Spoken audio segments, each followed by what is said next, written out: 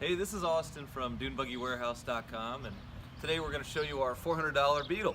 So we just got this Beetle from a wrecking yard, and we don't really know what we're going to do with it yet. The boss wants to do something, so you never know. We might do something fun with it. Comment if you want to see us do something fun or what you think we should do with it. But this is a crazy painted, and we'll zoom in a little bit on it so you can really see. Somebody spent some money on this at one time, but it's a 1970 Beetle, so standard bug, and I want to show you a few things about it. So it's pretty rough. We got some rust issues, but the car's pretty complete also. First of all, how do we know it's a 70? Well, number one thing you do if you're not sure is you look at the VIN number. Several of the catalogs have details on what year is what, and the VIN numbers related to year ranges and stuff. A couple giveaways about some of these bugs to know kind of what sort of estimated year it is. I'll show you here right now. So first of all, the bumpers. After '67 they went to these style bumpers, and they started getting bigger and bigger as the years went on. So if you start seeing bumpers that are more squared off like this, you're looking at a 70s car. If you see them where they're more round, it's going to be a 60s car, roughly. 68 and later had these style bumpers on it. Now also the headlights, you're going to see these are the sealed beams. Again, these changed in '67, but again, if you're looking at a car with these kind of headlights and this style bumper, you're going to say, okay, 68 and later. You look at the turn signals, also much larger. And these basically were the same from the late 70s on, or excuse me, the 70s on, really. So I mean, I think maybe it might have been 70 and on or something like that. The trim is going to have a narrow trim on it like this. So this is, I believe, like a 17 or 16 millimeter trim.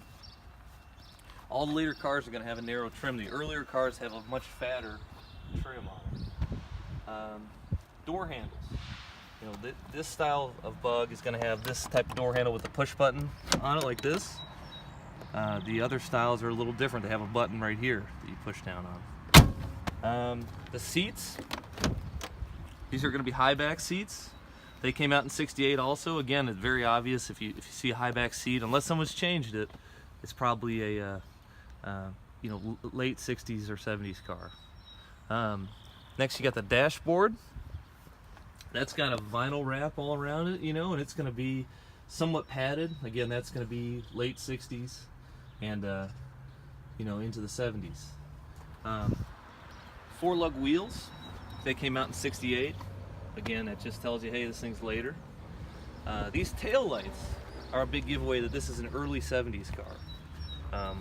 And they've got the reflectors on them, which I believe, I'm not sure if that's correct or not, but they're there. And then these, the smaller lenses like this. In the mid to late '70s, they got into the elephant foot style, so it's a lot bigger.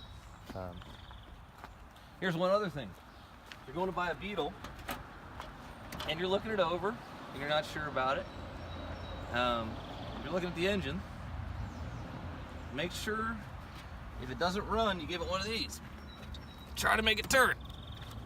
See what this is doing? It will not turn. So, something happened here. If we take it apart, we'll find out. But it definitely is locked up. So for one reason or another, that's just something else to look out for. It's as easy as just grabbing that belt and giving it a little wiggle. And if you can't turn it, I'm putting a fair amount of force on this thing. And if you can't turn it, something's going on.